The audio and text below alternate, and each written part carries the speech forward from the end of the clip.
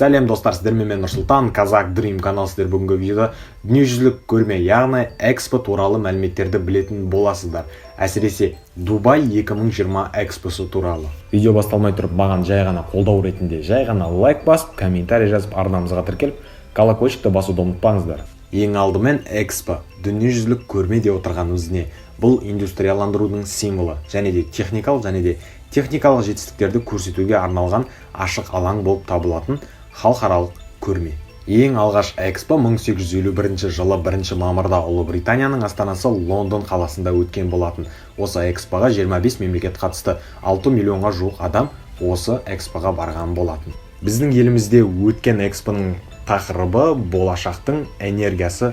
Елімізде өткен экспо туралы айта кетпеуге болмайды, себебі ең соңғы көрме осы біздің елімізде 2017 жылы бұрынғы Астана, қазіргі Нұрсұлтан қаласында өткен болатын. Бұл экспоға жалпы 4 миллионға жуық адам қатысса, сонымен қатар 100-ге жуық елдері қатысқан болатын. Сонымен қатар 10-ға жуық халықаралық ұйымдар осы экспода болды. Жалпы бұл экспоның аумағы 173,4 гектарды құрайды. Жалпы кеткен шығыны 2,4 миллиард ақш доллары. Теңгемен есептейтін болсақ, 565,1 миллиард теңге.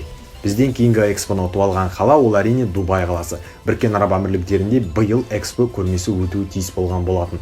Алайда COVID-19 пандемияға байланысты бұл мемлекеттерде экспо тоқтатылды. Қазіргі таңда экспо 1 қазан 2021 жылға ауыстырылды, және де олар өзінің брендтік таңбасын, яғни 2020 экспосын солай сақтап қалып өткізетін болады. Қазіргі таңда Дубай қаласы осы экспоға байланысты өте ірі ауқымды жобалардың бірін қолға алған болатын. Солардың бірі Дубай Крик Тауэр ғимараты. Ол қазіргі таңдағы ең биік ғимарат Бурж Халифадан 100 метрге биік. Бурж Халифаның жалпы биіктігі 828 метрді құрайды. Ал осы Дубай Крик Тауэр ғимаратының жалпы биіктігі 928 метр және 200 қабатты ғимарат болып есептеледі. Бұл ірі ғимараттың дизайнері испандық архитектор Сантьяго Калатрава болып табылады. Қазіргі таңда осы жобаға 1 миллиард доллар қаржы жұмсалған болатын. 2020 экспосын өткізуге үміткер болған қалаларға Турцияның Измир қаласы, Ресейдің Екатеринбург, Таиландтың Аютхая, Бразилияның Сан-Паулу қалалары ұсынылды. Алайда олар дауыс жағынан жеңіліп, Біріккен Араб Әмірлігінің Дубай қаласы жеңіске жетіп, осы экспоның мүмкіндігін жеңіп алған болатын. Дубай қаласында өтетін экспоның негізгі тақырыбы ақыл ойды байланыстырып болашақты құру, және де осылардың ішінде 3 бөлімнен тұрады. Олар мүмкінділік, ұтқырлық және де тұрақтылық. Әрқайсысы өздерінің павильондары бойынша бөлініп, экспо өткізетін болады. Және бұл экспоға әлемнен 138 мемлекет қатысатындығы туралы айтылған болатын. Соның ішінде өзіміздің еліміз Қазақстанда бар. Жалпы Дубай қаласында өтетін экспоның жалпы алатын аумағына келетін болсақ, 483 гектарды құрайды. Қазақстанда өткен эксподан 2,5 есе үлкен экспо болмақ.